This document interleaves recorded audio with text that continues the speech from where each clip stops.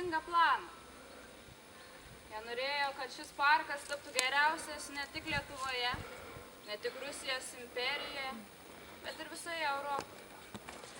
Jie pasamdo pačius geriausius architektus, kurie suformuoja tobulą planą.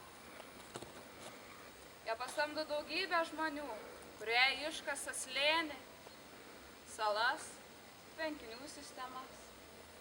Iš viso pasaulio atvežama daugiau nei 120 įvairiausių augalų rūšių. Viskas susodinama ir belieka laukti, kol tai prigis, užaugs ir džiugins karpius bei jų svečius. Tačiau būtent šioje vietoje pradeda dėtis keisti dalykai. Kiek šios medžius belaistytų, kiek betreštų, jie vis vien neprigyja ir žuvo. Karpis puola į neviltį. Sugalvoja atsisakyti parko idėjas. Tačiau vieną dieną prie jo prieina dvaro vedys, Čibilskis. Ilgai tyli, kol galų gale prabyla. Pone, žemė reikalauja aukos.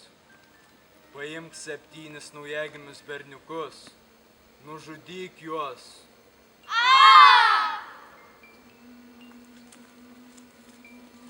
Jų krauju palaistyk žemę ir medžiai prigis. Paimk 7 nekaltas mergaitės, nužudyk jas, jų krauju palaistyk žemę ir medžiai prigis. Karpis spėjoja, tačiau ambicijos nugali sveiką protą ir jis duoda kruviną įsakymą. Iš aplinkinių kaimo atvedamos motinos su naujagimiais ant rankų, atvedamos visai jaunos merginos. Tačiau ir vėl problema. Niekas iš dvare esančių žmonių nesiryžta atlikti tokios baisios egzekucijos. Tada darbo imasi pats Čibilskis.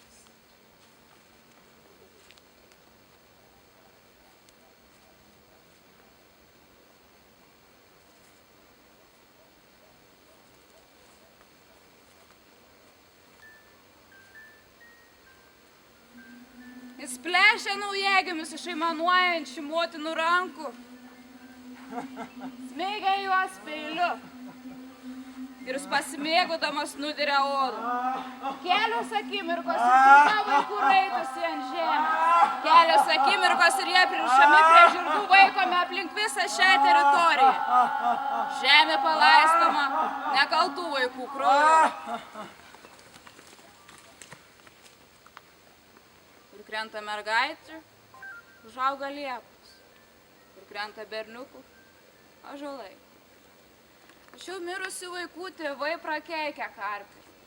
Kol čia stovės šie medžiai, ir siela degs pragare. Ir kai vasaros naktimis ateina audra, galima išvysti seną žmogų. Tai senasis karpis. Jis vaikšto aplink medžius, lipa jų viršūnės ir maldauja per kūną trenkti juos. Nes kol stovės šie medžiai, tol jis degs pragare.